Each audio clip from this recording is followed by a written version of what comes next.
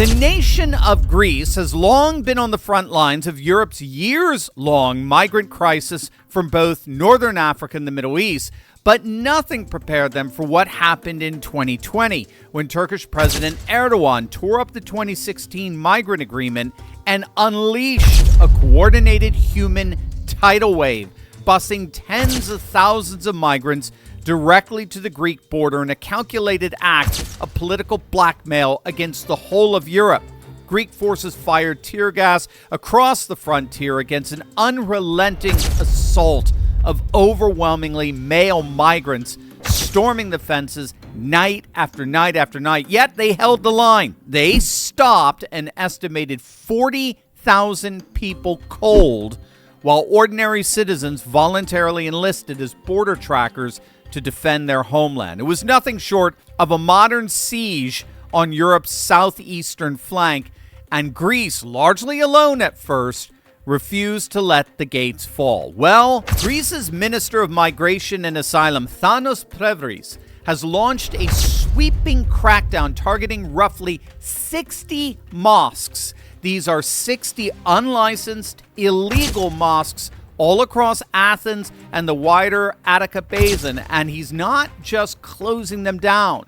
He's promising to deport the people running them. So under a new law, operating an unauthorized religious site is now a criminal offense, carrying 2 to 6 months in prison and steep fines, and any foreign national caught running one of these illegal sites automatically loses their residence permit and faces permanent deportation. When in the midst of mass protests, the Votonikos Mosque officially opened, though it was required to be built without any minarets, without loudspeakers, and it can only hold at most 300 to 350 worshipers. But Athens is home to somewhere between, get this, 200,000 and 300,000 Muslims, which is exactly why dozens upon dozens of illegal mosques sprang up in basements, apartments, and warehouses completely outside government control. And these are the mosques that are being shut down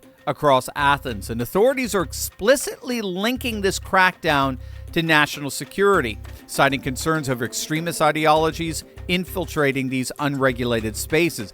And Greece has a unique advantage here that most Western European countries don't have. All imams in Greece have to be appointed directly by the government, by the state. And foreign government funding of mosque is completely banned outright.